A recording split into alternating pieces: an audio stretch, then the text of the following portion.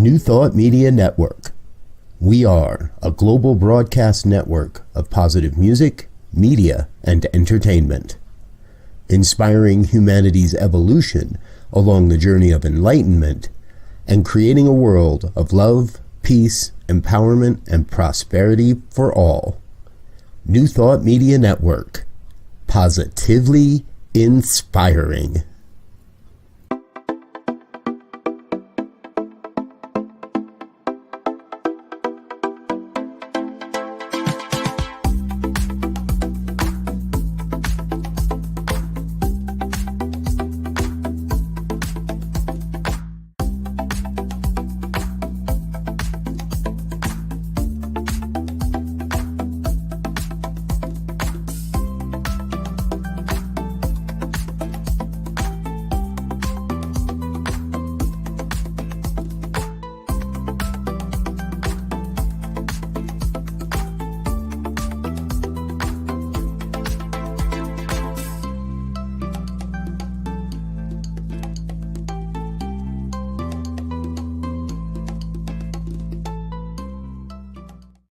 Hello and welcome back to Global Focus. Today I am Reverend Dr. Sharri Johnson, your host, and today we have a twofer.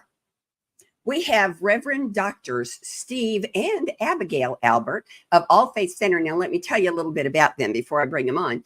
Reverend Dr. Abigail in 1972 sailed in a 28-foot Columbia sailboat from Ventura, California through the Panama Canal to Fort Lauderdale, Florida. I asked her if she would do it again, and she said no, she'd done that, didn't need to do it again. Secondly, she taught elementary school, first, second, third grades, kindergarten, for 20 years. She's been a practice grandma for all that time.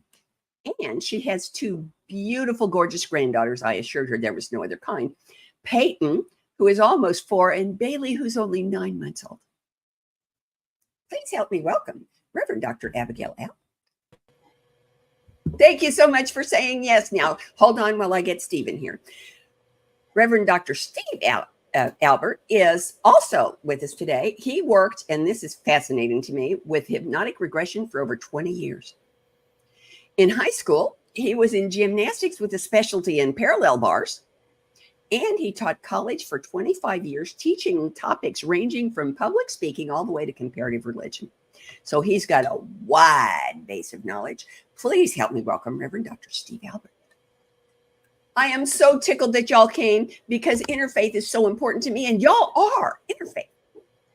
So, Abigail, tell us what wonderful new thing, the most recent new thing, other than Bailey, that has happened in the interfaith world since the last time y'all were here. Wow. Well, I'm executive director of the Poway Interfaith team, and we lovingly call it Point because of the Poway is the P-O, the Interfaith I-N, and the T for team. So we call it Point, Points the Way. And we are always involved in either creating an event that will bring education about the faith traditions to the community, and also collaborating with many people, many different other organizations. In the past, we've done Harmony Breakfast. That's the World Harmony Week, designated by the United Nations. And so that Harmony Breakfast brings not just faith leaders, but community leaders, organization, the city, the fire, the police, and they all come together and we share breakfast. We share talk about in a conversation, a topic, and everybody leaves just with a better feel for each other and forming new friendships, which is really, really the key to interfaith, is forming a friendship with somebody that is not just like you. And so we do that, and we had a wonderful panel in June, and this panel had 5 different faith leaders, and they talked about, the theme was living from our essential goodness. So it was a beautiful talk with a rabbi, an imam, a New Thought minister, a Sikh, and a, let's see, I think that was it. And a Christian, I'm sorry, and a minister from the Christian tradition. And they all shared things that felt so good because, at the core of all of our religions, in that hub in the middle of the wheel, we all live from our essential goodness, and that means our essential godness. And I think that really came across to all the people in the audience that day, that they could see each of the different faith traditions similar to their own in so many ways. And it was just a blessing to have them speak. And what's coming up is we're collaborating now with the Poway Sheriff's Department for a national event, which goes through the whole country. All the sheriff's departments in the United States have a Faith in Blue event in October, and ours will be October 3rd. And so we're collaborating with them, bringing in our faith groups, bringing in the community, bringing in everybody else we can think of. But they are going to share all the resources that they have for the community, which is totally amazing. We'll have a helicopter fly in, because we're so blessed to have the Church of Jesus Christ of Latter-day Saints be one of our point members. And on their expansive grounds, a helicopter can actually land. And we did this last year, and the families and the kids just loved hearing the officers talk about the helicopter and what they do. So they're coming. We've got SWAT teams coming. We've got search and rescue, crisis negotiation teams, bomb arson, the sheriff's canine dogs, crime labs, senior volunteer patrols, emergency corps, community emergency response team will be there. The Poway Fire Department. In fact, last year was so funny at our Harmony breakfast. We know our fire chief, Chief Jeff, said, "Why can't we be part of this?" So even though it's a sheriff's event, we have included, because we are an inclusive community, we have included the fire department. So the fire engines will be there. The fire horses will be there. It'll be a pretty spectacular event. And we're really... That sounds outstanding. Yeah, so that's coming up just next week. So we're really happy about that. Well, all right, Steve, how are you going to top that? You're welcome to come next week. Are you available, Sharri? I would love to do that, but I'm going to be a little busy next week. Oh, all right. So what's going on in my life? Is that what you'd like to know? That's the next thing, yes. In 2005, when we began the interfaith team, that started off with about 5 different faiths, including New Thought, and has grown into 18 different faith communities. We never expected, I guess if we would have expected, we would have loved to have all these people working together and doing these wonderful conferences and everything. But to have it happen in this large an event where we're bringing in the police and the fire and the city council, and they all want the same thing. They want peace. They want happiness. They want people to live together and stop the hate and stop the fighting, and to learn about each other to the point where they can actually support one another as well as respect.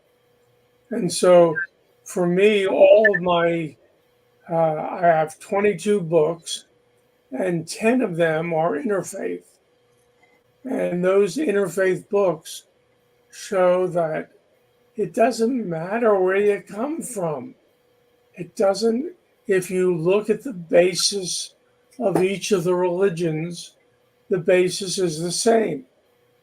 And in fact, in my latest book, I made the example of, if you take the avatars of all the different faiths and you look at what they teach, and at the same time notice that none of them existed at the same time. The thesis being that one soul was in each of the avatars, appearing throughout history in the faith, teaching the same stuff. Exactly. And what I love about what y'all are doing is that it's not just Sunday. You are bringing people together to see how they can support each other by being on Monday through Saturday what they learned on Sunday. No matter what it was they learned or on Saturday in a couple of cases. But that you're taking spirituality and stretching it out through the whole week instead of just soaking it up on Sunday and letting the rest of the week take care of itself.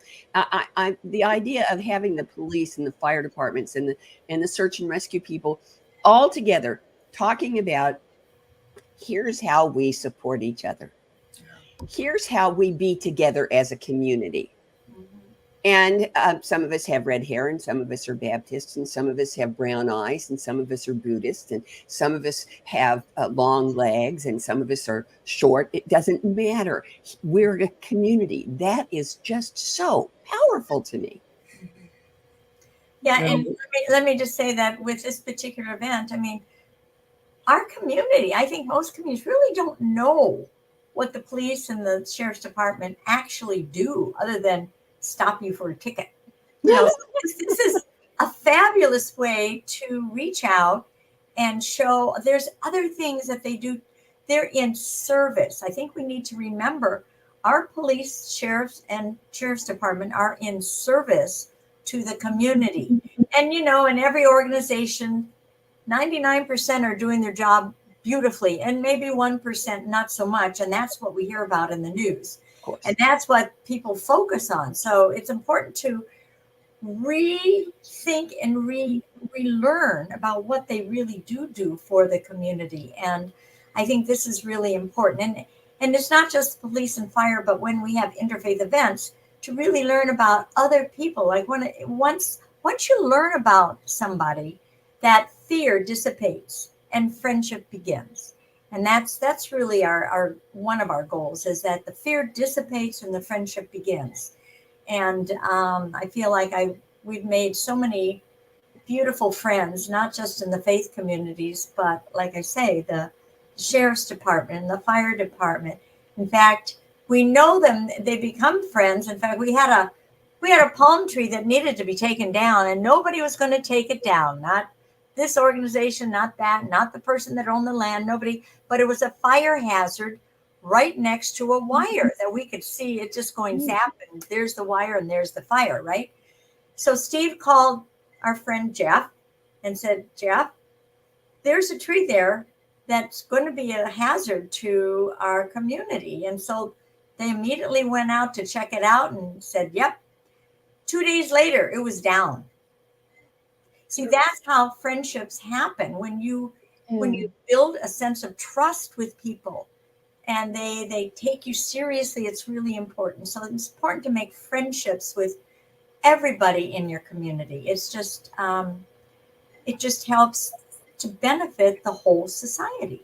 Yeah. Well, and one of the wonderful aspects of having those beautiful granddaughters is that you get to teach them these kinds of things. And what I know, because I've known you for a while, is that you were teaching the short folks before you had grandchildren of your own. And the event that's coming up with the firemen and the helicopter and everything, you mentioned that the children are included. And I love that you are showing them by example, because how do they learn except by watching the tall people around them? Right. And you are showing them by example that who we are is the same no matter what day of the week it is, no matter whether we're working or playing or going to church. Right. And I just love that. That just makes my heart sing. Thank you. And the other major factor is we're not even talking about faith. We're talking about normal living. We're talking about your community.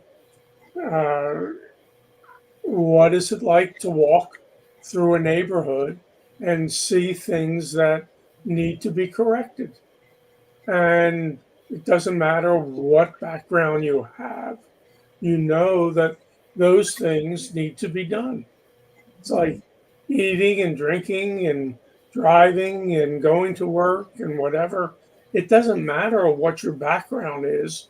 You just do what is yours to do.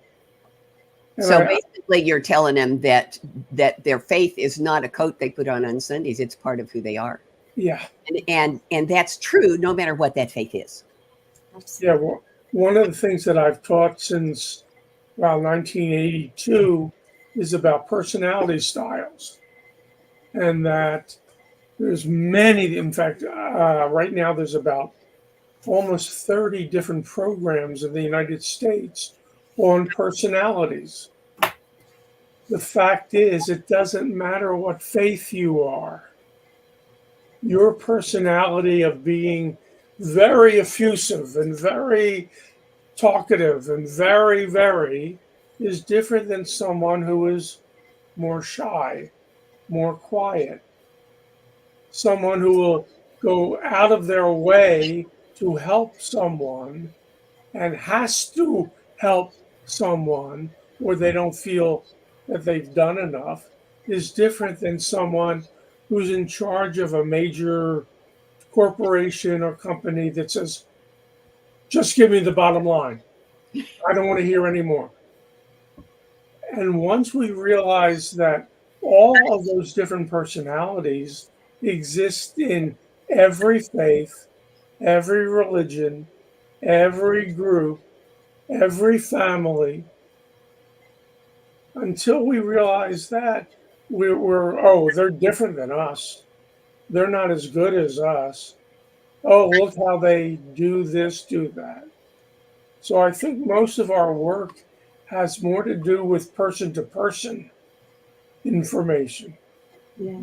Who we are as a person and how we help our neighbor, whether it's from faith background or not. Right. I love that. And Abigail, you've been doing some new things also, haven't you? Well, actually, the new thing is to help the event get off the ground. But I'm also working with a team on putting together our interfaith Thanksgiving service coming up in November. And again, it's a service with people of all faith traditions sharing. And we decided this year our theme would be grateful connections, sharing stories about unexpected friendships. So we talked about how very often a person will come into our life that seems so different than us. And somehow we formed a bond and a connection. And it was one of those unexpected friendships that meant so much to us in our lives that may have either been our tipping point and pointed us in a different direction or made us rethink something about a person or people or organization or whatever. And so how did this affect us? So we're going to have speakers from all the different faiths talk about their unexpected friendships. And we love stories. So we're going to have stories, and we're going to, everyone's going to get a friendship bracelet, and there'll be a ceremony with the friendship bracelets. And so we're working on that. That's coming up for us also in November 20th. Thanksgiving is my favorite holiday. Yeah, I love Thanksgiving. It's exactly one. And luckily, I believe we'll be able to, it won't be quite live streaming, but it will be on the church's website, their Facebook. So people who can't come cross country can still do the whole thing. So it'll be fun. But I think another thing Steve needs to talk about is Interfaith Awareness Week, because that is a huge yearly event. And Steve works on it all year long. So I don't know. And what week is that? Second week in August. Second week in August. I just missed it. Yeah, we just had it. And it began in 2017 when we had a NAIN conference here. We had about 250 people from 20 different faiths interacting for 5 days, and it was just wonderful. But before the conference began, we went to the city mayors of all the different counties here in San Diego and said, we would like your city to be part of this Interfaith Awareness Week. And we had 14 mayors whose city council said, yes, during that week, we will make the emphasis to respect and honor all people of all faiths, of all backgrounds, blah, blah, blah. Oh, I've got double-decker God bumps. That is so cool. So we continued that the following year and the following year. And even through COVID, we did things online. Well, now we just finished the 8th year. And we had 32 presentations on 7 days. I was available from 8 a.m. till 7:30 p.m., 7 days. They were from all over the world, from Bangladesh and India and Canada and United States, Mexico, everywhere. I think there was even some cities I can't pronounce. And the beauty was that they were showing what their interfaith organizations do. And all of a sudden you learned about people who were working with children and introducing interfaith ideas, working with adults that had troubles in one way or another. It was so beautiful. And there was, of those 32 presentations, they were all 90 minutes. So between each presentation, you got the chance to go take a drink of water, have lunch, come back, and then do it again. Yeah. On and on for 7 days. I'm surprised you can even talk. My voice is just getting back. Well, thank you. I mean, that's like the Parliament of World Religions in miniature. That's just astounding. Absolutely. That's really true. It really is true. Yeah. And you got to rest now because it's only a couple of weeks until the Anton Retreat. And you're going to be doing a workshop at the Anton Retreat that I really want you to talk about because that just fascinates me. Well, with all my work with interfaith, I have always been fascinated with past life regression. Sorry. And I started working with past life regression in the 1970s. Somebody taught me about self-hypnosis, and then I just took it to the next step. And the idea is that what I will be presenting is that our soul never dies. It has been here since the beginning of time, and that soul is God. And as God, that soul never dies and continues on from one period to the next, bringing with it the mistakes and the positive things that we learned from the time before. And I know for myself personally that I knew about New Thought 20 years before I ever heard the words New Thought. I was brought up in a Jewish home, got bar mitzvahed at 13, and then I started reviewing other faiths. And I went to the rabbi and I said, I'd like to learn more about the mystical side of Judaism, the Kabbalah. And he said to me, saying to a 14, 15-year-old boy, no, you can't. Why not? Now, the emphasis was that in the old times, by the time you reached 40, you were pretty close to death. You had been schooled, you had gotten married, you had your children, you were done. And then you had nothing else to do. You could study the Kabbalah. Well, this Jewish boy said to the rabbi, "Hi, see you," and I left the synagogue. And I began to study the different faiths, finding out over and over and over again that many of them saying the same things, and the mystical side of the different religions, the Sufis, the Kabbalists, the different parts of religion that looked into the deeper ends were the same. They were all the same. And so that brought me into meditation. Now, Judaism didn't teach me meditation.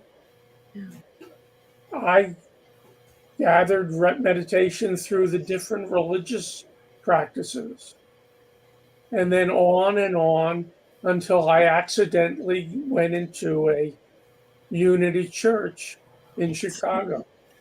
It was on a business trip, and I didn't want to go, but the guy who asked me to go with him said he'd pay for lunch. So I thought that was worth going. And I sat there, having spent 20 years doing meditation, affirmation, everything that we know about in New Thought. And this man stands up on the podium and starts repeating the things that I've been teaching. Who the heck are you? Did you read my book? I mean, what? And I went to him afterwards, and he said, this is what unity is about. This is what New Thought is about. And I said, I need to know more. He said, well, you're on a business trip. Where are you from? I said, San Diego. He says, well, go back to San Diego and look up a minister, Reverend Wendy Craig Purcell. Okay. So a couple Sundays later, I sat in the back row, closest to the door, and this young woman got up at the podium, and she spoke the same words that the other minister did. She did a meditation the way I do meditations, not taking it into past lifetimes. She presented things in a way that I went up to her and I said, who the heck are you? Well, I was with Wendy for 10 years before I met Abigail. And then Abigail and I began our New Thought Church. And then a few years into we began interfaith. And then we spent all of our time until even now with interfaith activities. So that's my whole story. You've heard everything. What else do you need? You know, what's wonderful about that is that you didn't say, I did this, and then I stopped doing that, and I did this, and then I stopped doing that, and I did this, and I stopped. You said, I did this, and then I grew it out to here, and then I grew it out to here, and then I grew it out to here. And what do you want me to do next? Well, obviously, grow it out to here. It's a never-ending thing that I believe is the essence of New Thought, is that we never stop growing. That's the main difference between New Thought and everything else, is that there's no lid. And you know what's interesting is, if you had asked me when I was 13, 14 years old, what do you want to be when you grow up? Well, certainly the last thing would be a New Thought minister. I didn't even know what New Thought was. I was Jewish, of course, and so I couldn't be a minister. But God had other plans. Yeah, that's it. Our soul plans out what we're going to do, not just in this lifetime, but in the next lifetime. And the I next thing, absolutely believe in that. I call it a soul contract. And I think that we all make soul contracts before we come into our bodies. And not just a contract between us and God. I'm talking we decide what we're going to learn. Have you ever read Neil Donald Walsh's Little Soul in the Sun? Oh, yes. Yes. We decide what it is we want to learn, and then we make contracts with the souls that are able to help us learn that. And then we all go into bodies and forget everything we contracted, and then life conspires to bring us all back to there again. Now, we got a great story of how Steve got into New Thought, but Abigail, we don't know how you got here. Oh, my goodness. Well, first of all, I told God no. I said, never stepping into a church again, God. That's it. I was involved in a variety of Protestant denominations up until my divorce with my first husband. Steve is my second. And better the second time around, I tell you.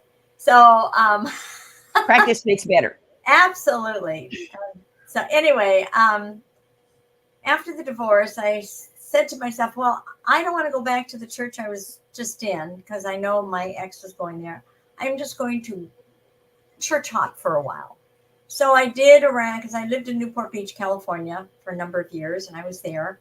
So I went to a variety of different churches because there were a lot of them. And I kept coming away with this, oh, really? It felt stifling. To be honest with you, stifling. There was no room for other people, whatever the other is. And we know there's no other. So that I just didn't feel like I could find my home. And I think the last place I went, I don't know. I just felt stifled. I said, that's it. Not going. So I was driving home and my daughter was so tired of going to different churches. She says, this is it for me too, Mom. So I'm at the stop sign and coming home, and I said, okay, God, this is it. I'm never going to step into a church again, ever. I am done, finished, kaput. You got it. So I thought I was done. I felt very good about myself, very confident. That's it. So, but I was still a metaphysical reader. I read all these metaphysical books, which I loved, and none of that was being incorporated into, I've got to get rid of this phone call, into the churches that I was going to. So anyway, a week later, maybe not even a week, because this was on a Sunday. So I think I got this little postcard about Wednesday or Thursday, and a little postcard in the mail, probably just sent it out to everybody in Newport Beach, right, saying that there was going to be a conference. Oh. I'm so sorry. It's going to be a conference, not a conference, but a workshop on reincarnation. Well, I was fascinated with reincarnation. I was reading a lot of Shirley MacLaine and Gary Zukav and just a whole bunch of metaphysical people. So I said, well, I want to go to that. That's not church. That's not Sunday service. But it happened to be in a New Thought church. So I went to the Saturday seminar, and it was a couple that gave it, and I was just blown away, fascinated, loved every minute of it. Not only loved the seminar workshop, but the people that were there were so fun, friendly, and kind. And one sweet lady, her name was Dolly, and she always liked to think of herself as, hello, Dolly, one of those sweet little old lady, said, here, I want to give you a book. And I don't remember what the book was, but it was right up my alley, metaphysical readings. And I took it and I read it. And I said, okay, I'm going to go one Sunday. One. So I went the next day, and the sweet little lady, Dr. Winella Evans, who eventually became my mentor, gave her talk, and I'm looking at her. I was practically in tears because she was talking. I'm already getting filled up. She was talking to me about how my being is worthy. I am a God being. I'm good. I'm worthy. God loves me. I'm not a sinner. I'm not going to be thrown in hell because I'm doing something I shouldn't be doing. It was just so beautiful. And I walked out, and she's a very intuitive lady, more than intuitive. She really has the gift. And I said, thank you so much. I said, you spoke to me. Every word you said filled me up. She said, I'll see you next week. Okay, so basically what you're telling me Hmm? is that both of you said no thanks to a specific religion, Mhm. and now you have said yes, please, to every religion there is. That's it. That's basically it. That's And a new pretty thought, cool trip. and new thought is our, this is where we come back to. This is our grounding. And from new thought, we were able to, as Ernest Holmes said, be open at the top. We were able to be open at the top and listen and learn from all the different faith traditions about what they believe. And that's where I could say, I believe that, and I believe that, and I believe that, because I became open at the top. I found a tradition, a faith tradition that opened me up. That And I here's the could thing, love and be. not only are you open at the top, because that's why trees are so cool, is because trees are always growing, they're always open at the top. That's my symbol for new thought, is that it's a tree. But what makes it possible for a tree to grow like that is that for every sprout that goes out up also goes down roots. Yes. And Exactly.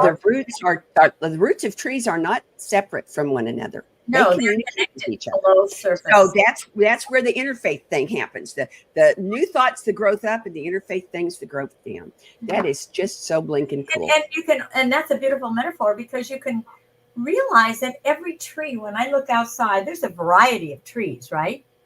So there's a variety of religions, but when you get to the roots, the root is the same. That's where God is. Yeah. And all faith traditions have roots in God. And there's our connection. There's our oneness. There's where we are. Okay, now that's the best intro I've ever had for my 5 questions. There's 5 questions I ask everybody. Okay. And I'll ask you I'll ask Abigail one, and then Steve, and then I'll ask Steve one, and then Abigail. So you go back and forth. So you both get to answer them yourselves. Okay. But the first one is probably the one that's the most important to you. And that is there anything that you want to be sure our listeners, our viewers know that I haven't asked you about?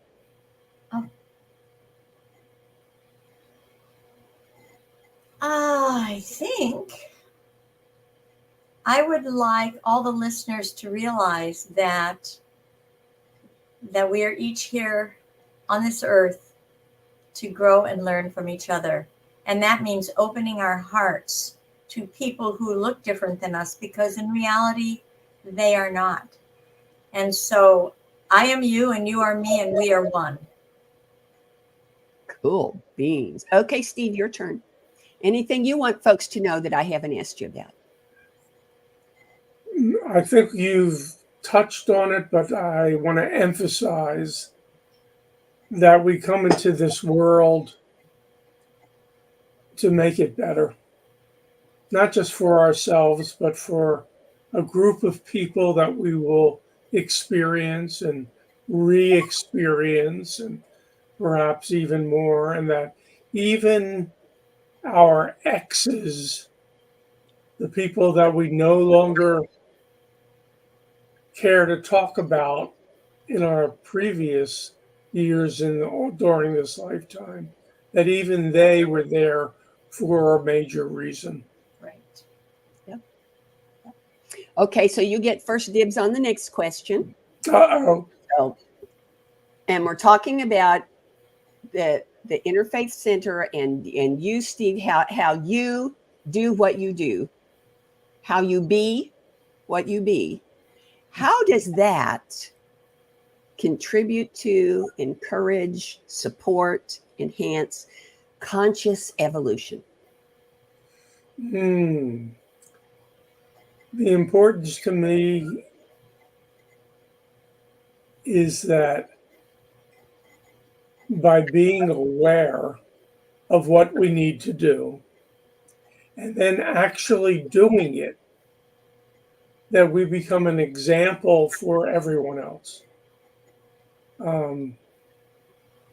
I was told, no, you can't do that, more times than I would ever want to emphasize. In fact, I think you even have a copy of my book that's Ignore the No. Don't let anybody else stop you from doing what you believe in your heart. And I think that all that we do is because we believe it so deeply that God, presence, we're here for a reason. Move ahead and do what you're supposed to do. I don't know if that answered the question, but It's a really good start, I think. okay. Abigail, take a shot at it. Conscious evolution. Well, I think everybody on this Earth planet is in conscious evolution because there is no stopping the God consciousness that started from the Big Bang theory. There's Big Bang, whatever that Big Bang was, we all are here now, and we are continually evolving. We can't not evolve. So whether we think we're consciously making a difference in the world, we really are. We can either choose to make it in a negative way or a positive way. So I choose to make it in a positive way. So I want to keep my consciousness to the place where I am open, that I listen, and when I am more open and listening, I know that that particular energy is going out and helping other people be more open, be more listening to other people. So it's like a pebble in the pond. It's a ripple effect. So we can make a choice to really do the work in our own consciousness, to be open, receptive, choose to be with people that are different than us, and love them and enjoy their friendships and learn. That's conscious evolution, because then we're going to keep moving forward on our spiritual path. Does that answer the question? It does indeed. Okay, now the next question, Abby is up. The next question sounds like the same one, but it's a little different. Okay. How does what you do and how you do it, how you be who you are, how does that support, enhance, encourage, unveil, pick your own verb, world peace? Well, I think that my own consciousness is one of peace. I prefer to be with people that I can serve, work with, be with on a purposeful level. I don't believe I came, and I love them dearly. I didn't come in to be an activist a social activist. And I admire them greatly, but I don't have the inner stuff for that. I have the inner stuff to do something else. They came in to do the social activism for peace.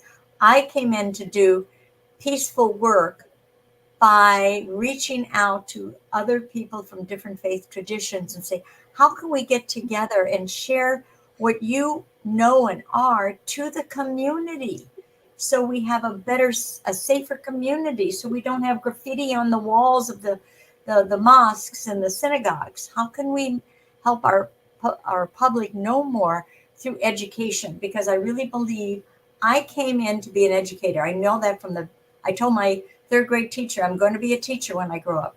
I came in to be a teacher. So the more I keep myself peaceful, the more peaceful education and teacher I can be with and for others. I'll take it. Okay. I like that. Okay, Steve, your turn. World peace. Well, it's really interesting that we were born into this life to do what we're doing. For example, when I was 16, my high school college counselor had all the students come in one by one, said, "What are you going to do after you graduate?" And I said, "I'm going to be an architect." And the woman told me, "No, you can't be." And I said, "I'm going to be an architect." She said, "You're a very good draftsman. I know you've got this and that, but you only have a B- average. Architects need A average, like surgeons." And I said, "I don't care. I'm going to be an architect." She said, "No, you won't." Well, I was an architect for 25 years, and not only, she said, "You're not college material, Steve." Well, I've got 3 college degrees, and I taught college for 25 years. The idea that anybody limits us, our consciousness takes over and says, "No, I'm not going to let you. I'm not going to let that happen." And as I said earlier, I love it when somebody is telling me, "You'll never do that." And that's really what Interfaith Awareness Week became. It's global. I created a global, and it wasn't just me, it was a number of people, but I put a lot of energy into it, that people from around the world learn about each other. Anyway. Well, that sounds pretty peaceful to me. Okay, here's the next one. Now you have to close your eyes for this one. And Steve goes first because you're going to use your imagination. We are presuming that every single thing for the next 10 years goes exactly the way you want it to go. Every event, every encounter, every relationship, every learning, everything in your whole life goes exactly the way you want it to go. What does Steve Albert and Interfaith Center, Interfaith Truth, Interfaith Experience, what does that look like 10 years from now? Okay. I think I've already reached that. I am so thrilled with what Interfaith Awareness Week has become. I am so thrilled with what Abigail and I are able to do in the community, that if my soul knocked on the door and said, "Hey, we're getting out of here today," I'd feel like I had already done what you've asked. I'm thrilled that I've made a difference in some people's lives, many people who I'll never meet. Somebody read my book, or somebody heard me talk, or somebody just saw something that I did and said, "Ooh, I can do that too." Whatever example I can become, I think I've at least reached a level of satisfaction at this point. Wow. That's not an answer I've ever gotten before. I'm rarely speechless, but wow. Okay, Abigail, go ahead. Take a shot at that. Well, I have to say a little bit of a ditto on this one. If you had asked me that question 10 or maybe 20 years ago, I had goals, right? Right now, 10 years from now, what I would like to do as a progression is to continue doing what I'm doing. And as Sweet Jeannie Sweet says, "And more, please, God." She always says that, "And more, please, God." Whatever God has ready for me. But I know God is internal, but there's that soul that knows. And like you said, Sharri, earlier, we step into this earth life not knowing. We have to make our path. But our soul already knows what we're to do. So I am wanting to be open and receptive to any new ideas that come my way, because I want to step into that. I love what I do. I love being executive director of the Power Interfaith team. I absolutely love it. In fact, our president said to me, he says, Abigail, you're a virtual command post here. Because I love doing it. I love to be on the detail end of creating something. I love to create something. And I'm at the beginning and the detail. Steve is out there. When given a choice, if we have somebody say, okay, would one of you do a Sunday talk? I'll say, sure, Steve will. No, I'm serious. But I do my own share. But if somebody asks me, of course I will. But I just want to, whatever the next step is in my spiritual evolution, as we go back to what we said before, I'm open and receptive to it. And I will just say to God, and more, please.